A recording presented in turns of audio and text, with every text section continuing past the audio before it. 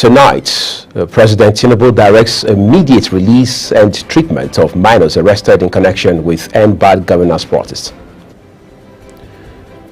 President Tinubu swears in 7 new ministers. In business, Finance Minister Wale Edun says Nigeria's economy on new investments threshold. On the foreign scene, U.S. election, Kamala Harris outlines plans to build opportunity economy. And in sports, Ministerial Committee recommends compensation for favor of fairly indicted top officials of the Athletics Federation of Nigeria. Hello and welcome to all our viewers in Nigeria and around the world to News Prime on Global Television, coming to you live from Nigeria's capital, Abuja, with Uyi Agmofwegbe. Our sincere apologies tonight for bringing the news considerably behind schedule.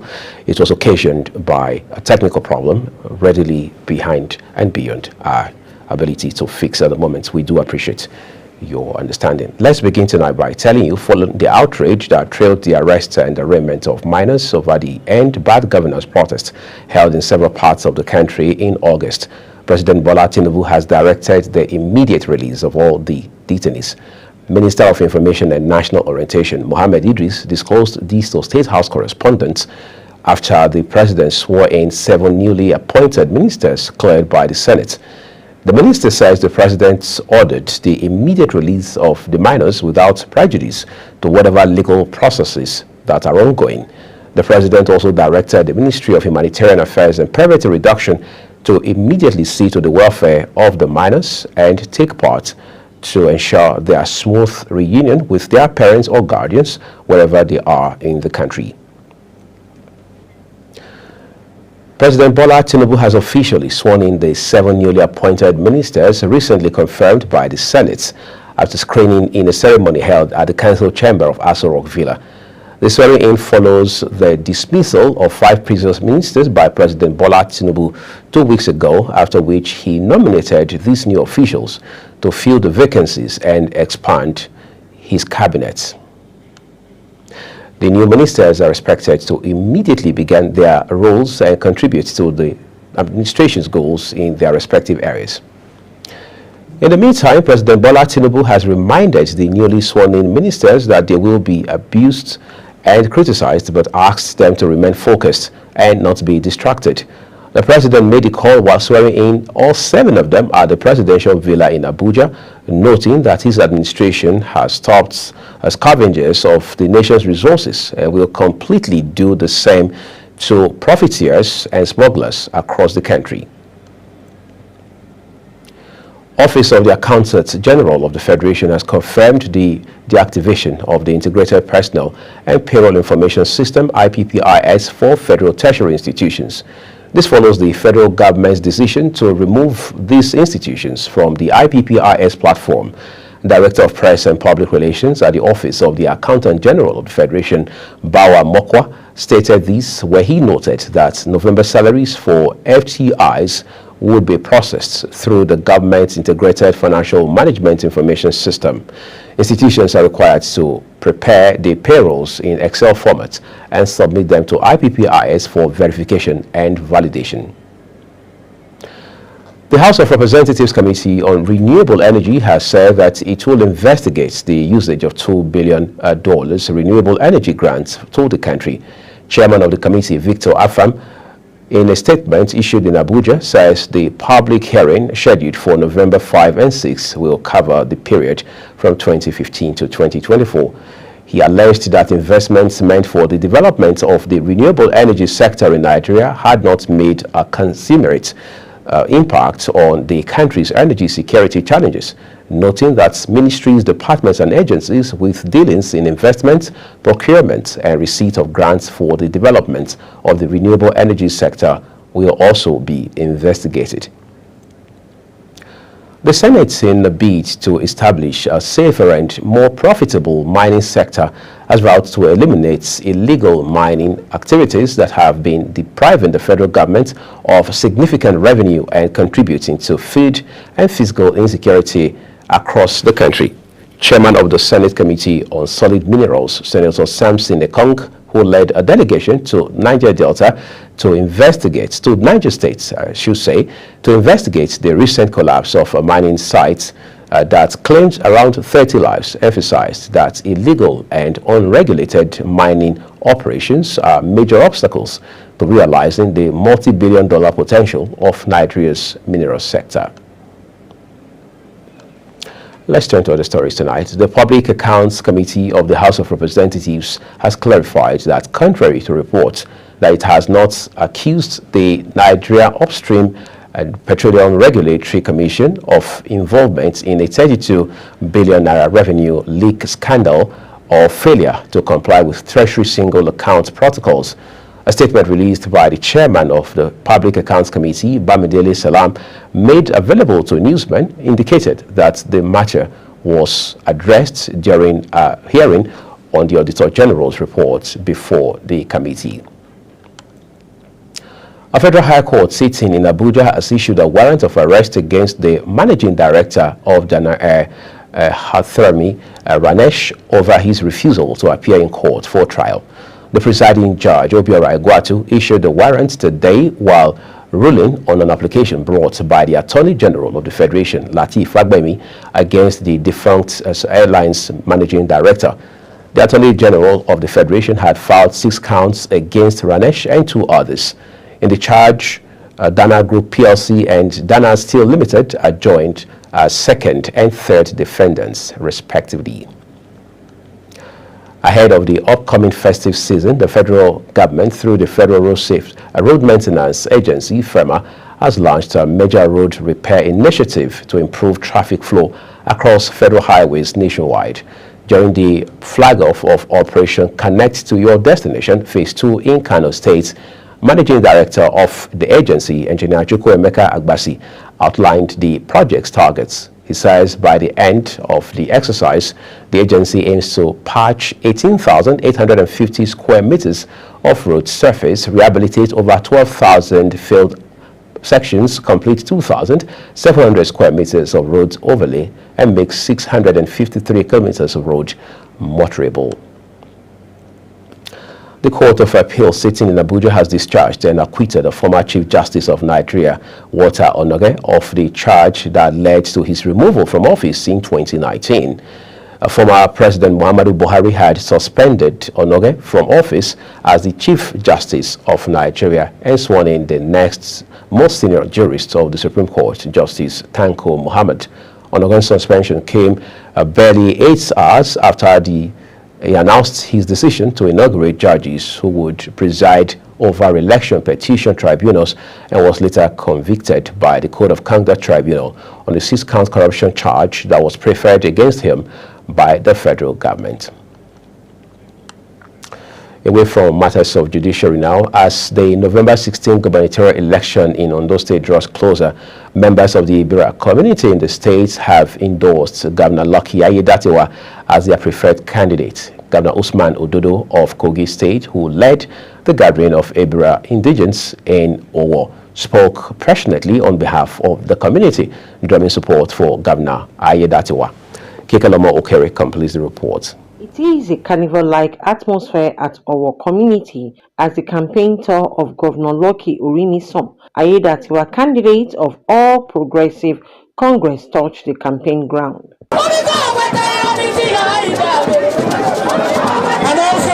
Kogi State Governor Usman Ododo says the entire Ibira community across Ondo State have resolved to support and vote for All Progressive Congress in the coming election in the state.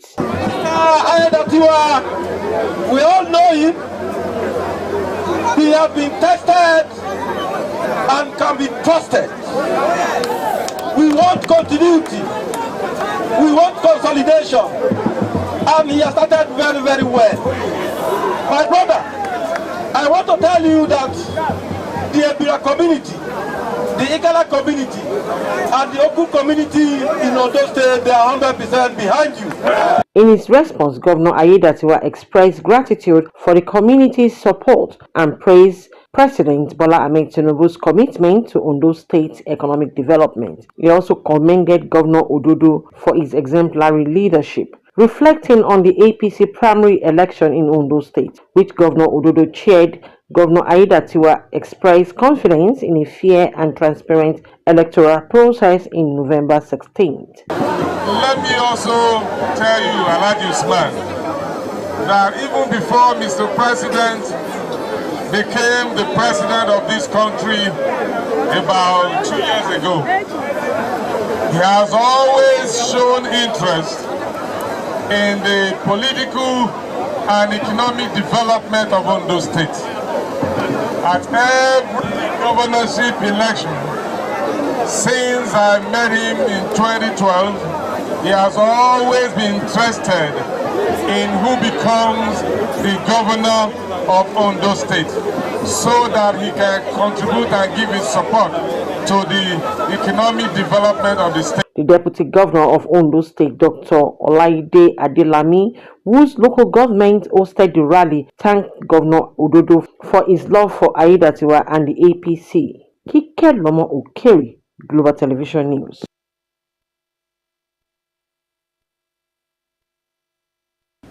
Well, thank you, Kekalamo. The 2024 SSC external timetable has been officially adjusted due to the upcoming Ondo governorship election scheduled for Saturday, November 16, 2024. This was contained in a news flash on the National Examination Council website today.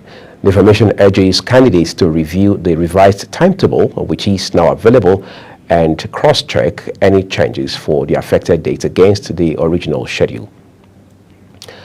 As we remain in Ondo State now, Governor Lucky Aiyedatiwa has assured residents of Akoko Northeast that if elected, his administration will redouble efforts to prioritize the welfare of every citizen in the state. The governor, alongside his deputy running mate, Dr. Olaide Adelami, made this known when they visited Akoko Northeast local government area of the state. Again, here is Kikalamo Okeri's story. It is a moment of jubilation and excitement in Iborokpa, Akonu, and Ikare Akoko Northeast as the campaign tour of Governor Lucky Orimisan Aiyedatiwa, candidate of All Progressive Congress in November 16 governorship election in Ondo State, touched Akoko Northeast local government.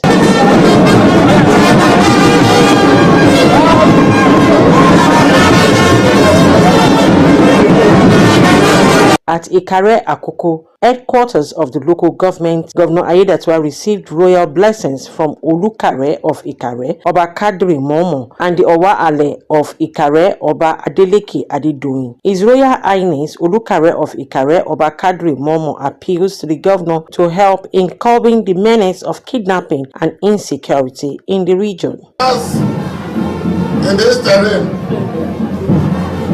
I want to crave your indulgence to chronicle few of our challenges. We have said them before and we will not be tired of repeating them. Mr. Governor, this is not the first time you are coming to us. In the extreme buffer point there, making Kogi, we have the greatest challenge there is kidnapping. Insecurity, and mostly there are people coming from Abuja or from other axes from the east through Kogi. Usually they are kidnapped. The people look around, they are just by the military and police checking points. Kidnappers look around there to cause mayhem, and we'll be happy if you can look into that aspect. Governor Aiyedatiwa highlighted the overwhelming support from the communities as a testament to the positive impact his administration has made in Ondo State. Governor Aiyedatiwa expressed gratitude for the warm reception and royal blessings. The governor assures that the request made by the royal fathers will be granted and incorporated into the 2025 budget, stressing the government's responsibility to ensure equitable development across the state. Same language. It is a case of all of them, as if they have discussed, they have agreed with one mind that the election the governorship election for November 16, 2024, the votes will be given to my party, APC. That is the voice of the traditional rulers, the voice of the chiefs, the voice of the women and all the youth. During the tour, Honorable Stephen Olamija, a former House of Representative member for Akoko North-East, North-West Federal Constituency, Lekan Bada, former chairman Akoko North-East and candidate of the People's Democratic Party in the last House of Reps by election in the constituency, and another notable PDP leader, Momo Mufu, also known as Akmongon, defected to APC and were received into the party by the governor. Kike Lomo Okeri, Global Television News. You're watching the live broadcast of the News Prime here on Global Television, coming to you from Nigeria's capital, Abuja. When the news returns tonight, Finance Minister Edun says Nigeria's economy on new investment thresholds. We have those details and more for you after this break. Do stay with us.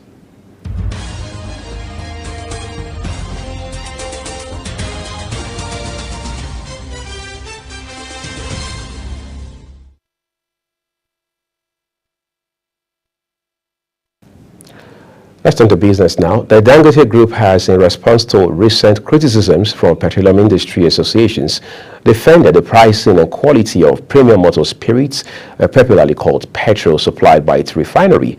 The group, in a statement by its Chief Branding and Communications Officer, Anthony Chiejina, addressed claims made by the Independent Petroleum Marketers Association of Nigeria and the Petroleum Retail Outlet Owners Association of Nigeria, which suggested that imported PMS could be sold at a cheaper rate than what Dangote currently offers. He argued that such claims are misleading, potentially involving substandard products that could harm consumers and vehicles alike, maintaining that these products are more competitively priced than imported alternatives. Minister of Finance and Coordinating Minister of the Economy, Wale Edun, says Nigeria's economy is now at a new dawn of the threshold to attract investments. The minister, speaking while welcoming Minister of State for Finance, Dr. Doris Uzoka Anite, who assumed office at the ministry in Abuja, says the two reforms, which are the removal of fuel subsidy and the market-determined foreign exchange rates, had opened the Nigerian economy to investors. He said all will be well as the ministry moves forward together to help the competition and completion of the ongoing economic reforms, which are showing sustainability and signal of success. On the foreign scene, Democratic presidential candidates, Vice President Kamala Harris has shared her vision for building an opportunity economy.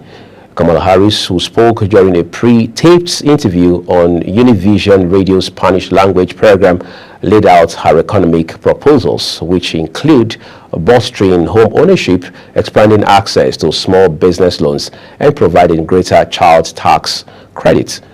Throughout the interview, Harris emphasized her commitment to expanding economic opportunities, particularly for underserved communities, underscoring the importance of creating pathways for those who may lack the resources needed to fully realize their potential. An Iranian Revolutionary Guards general and pilot were killed in a helicopter crash during an anti-terror operation in the country's restive southeast. State media reports say the ultralight gyroplane of the Islamic Revolutionary Guard Corps had an accident while conducting combat operations in a border area. Meanwhile, Iran's Foreign Ministry spokesman Ismail Bangay has criticized what he called the United States destabilizing presence after the deployment of B-52 bombers in the region. He spoke to a news conference in response to a question about the deployments, where he says Iran has always believed that the presence of America in the region is a destabilizing presence, noting that it will not deter its resolve to defend itself. The United States military announced the deployments of B-52 bombers to the Middle East as a warning to Iran, which has vowed to respond to Israeli airstrikes on its military sites on October 26. Let's cross over now to Europe, where Spanish rescuers are focusing their search for missing people on underground garages and a multi-story car park following last week's devastating floods in Valencia. It is feared that shoppers and workers are trapped inside the car park at a shopping mall in there on the outskirts of Valencia as floodwater deluged the area. Let's quickly take a look at sports for you tonight. Following the verdict delivered by the Confederation of African Football in response to the complaint lodged by the Nigeria Football Federation over the recent inhuman treatment meted out to the Super Eagles in Libya, members of the Nigerian community have reported mass arrests and fines in the country. Meanwhile, Ministry of Foreign Affairs has reaffirmed the government's commitment to protecting the citizens in Libya. And that's a wrap here on the News Prime tonight on Global Television. On behalf of the entire production team, we say thank you so very much for watching. We'll see you again at 10 o'clock with News Cycle.